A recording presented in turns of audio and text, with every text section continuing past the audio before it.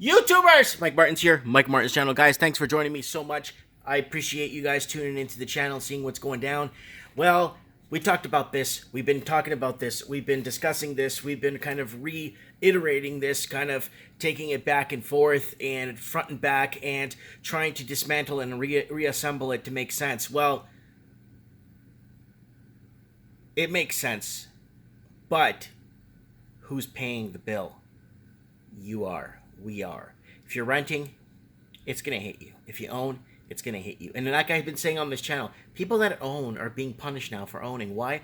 Raising property taxes, crippling insurance rates, crippling just overburdened payments. People are overburdened with these huge payments.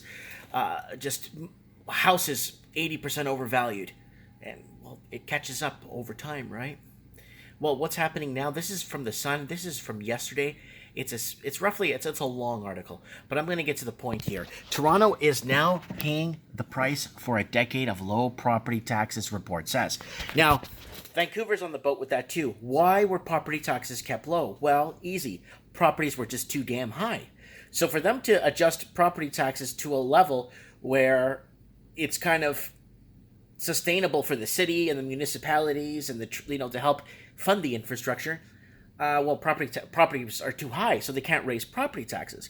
Like now, the other problem with that is they can't raise interest rates because then people are just going to default. So you're in this two double-edged sword kind of thing where you can't trick or treat. You can't trick or treat, so you're just holding the bag, doing nothing, while everyone else is trick or treating. So here's the problem we have now. Okay.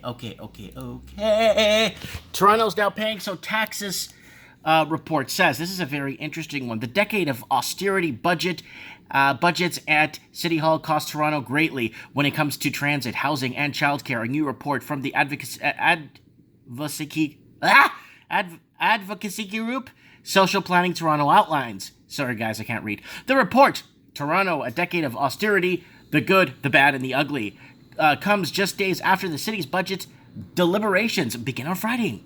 It makes a case for the council to raise new revenues through three measures: increasing the municipal land transfer tax on luxury homes, introducing vacant home tax, and reintroducing the vehicle registration tax. So they're going to find all kinds of ways to get you. And this is it right here. So the problem is there's less and less people living in these cities because they're mass exiting. And a lot of these homes that have been kept empty, or the vacant homes they're trying to get, a lot of these homes don't have hookups to them. So they're not paying gas, they're not paying municipal water, they're not paying all kinds of stuff. So that's a problem. So who's going to have to pay for it? Usually the people that don't get involved in this mess usually end up paying, or the property owners that kind of rode out this huge, weird property takeoff and then now slow decline and then kind of stagnation. The people that didn't tap into their equity, those are the people that are going to end up paying for all of this, for the other people's parties, right?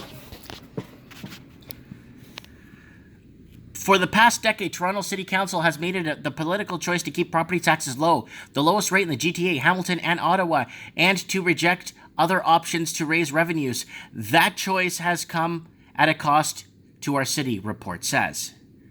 It has starved our city of the necessary resources to create affordable housing, to end homelessness. What? It's creating homelessness because the cost of operating and the cost of creating or the cost of renting is going to go higher. People on a meaningful little income or little pension could live off $700-800 a month rent. But good luck finding that in one of the cities, right? Anyways, guys, come with me here. I'm just going to pour my coffee. It's boiling. Yeah. Here you go. Was my water boiling? Got a little bit of Nescafe instant coffee there. Oh, yeah. I'm out of cream, so I'm going to have to drink it black today. Oh, well. It happens. Nice Nescafe coffee there. Smells really good. All right. It's good to the last drop. You guys know that, right? So let's keep going here.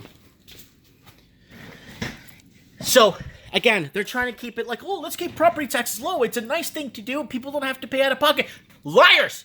The price of housing is too high. So what do you have to do? You can't raise property taxes like raising interest rates. So you got to keep everything prop low. Now housing's going down. What are you going to do? You got to raise the price of property tax to offset the city's budget. It has starved our city's resources for necessary resources to create affordable housing. Again, and end homelessness. That's a bunch of crap. Try saying that to homeless people in California. To improve the public transit system, to increase access to high quality and affordable childcare, to address the pedestrian and cyclist safety, and pay for the critical public services our communities rely upon. So what happened? What happened? It's happening right across the Commonwealth. Look at Ireland. Look at Dublin. I'll even look it up live for you guys. Look at this. Look, watch this. Watch this. I'm going to look it up for you guys. Dublin. Taxes. Tax hike. It's happening all across the Commonwealth. See? Extra tax hike including budgets. News. Property tax threat election deal. Where was that one? Where Dublin is East Dublin roads deemed budget 20 caution, a carbon tax in Ireland, carbon tax increase. Well, there's an article I read on 2 weeks ago on trends in the housing market where Dublin is basically increasing its taxes and people are leaving. So let's type in Dublin Exodus. It's like almost like they're taking down these articles.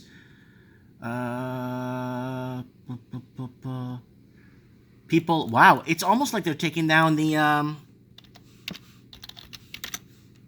think it was abandoning Dublin. It's almost like they're taking this down. Here we go.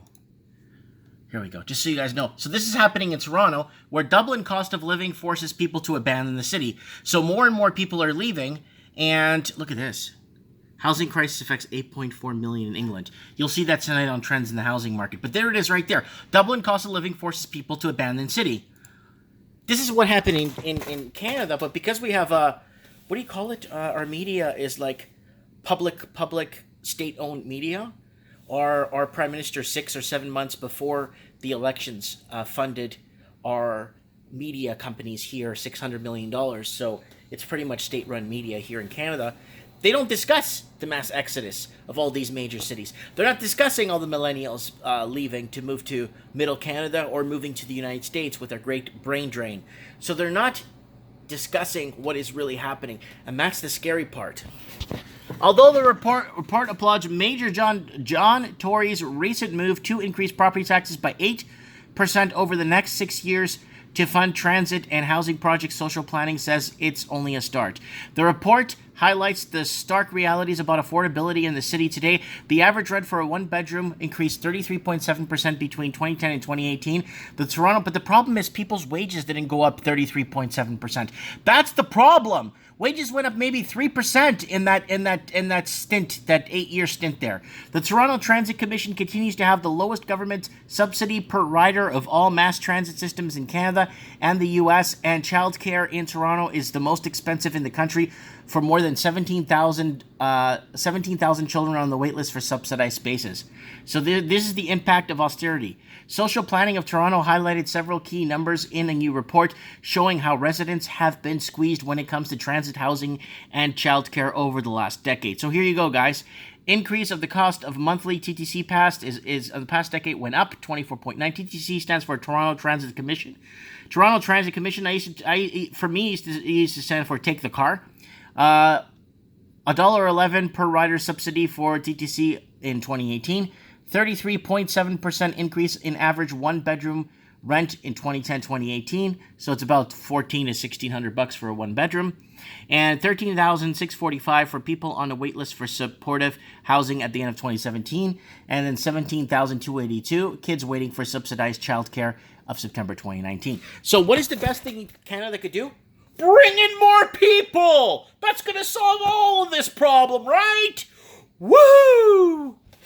Toronto, at the end of the 10s, has significant challenges. The report says we have an affordable housing crisis that is a daily struggle for hundreds of thousands of renters, a homeless crisis that is taking lives, childcare that is often hard to come by and the most expensive in the country, and public transit systems that require substantial investment to meet needs of our communities today and tomorrow. So guys, this is a big deal, guys. This is a big deal. They couldn't raise property taxes when houses were $1.7 million for just a house. Just a typical house to raise a family. They're not going to raise property taxes. They couldn't. Now that the prices are going down, they have to sub that or the loss of income in the cities. So let's say all properties went down 80%. They're gonna jack up property taxes through the roof. It's just like when oil kept going up. I remember when oil of 4 or 5 years back was $120 a barrel US, and the price of gas just kept going up. And then the price of oil goes back to $20-30 a barrel a few months after the big oil crash. And what did they say? Oh, yeah, we can't use the excuse anymore that oil's going up to raise your gas prices, but because now we're not making the money off the oil sales, we're just going to raise your gas price even more. And we saw more gas price increases when oil was at record lows. So that, you see what I mean? They got to rob Peter to pay Paul, or rob Peter to pay Paul back to eventually deleverage Paul to releverage and kind of discuss a 5-year plan with Peter so that he can continue robbing Paul so that Peter thinks he's getting ahead.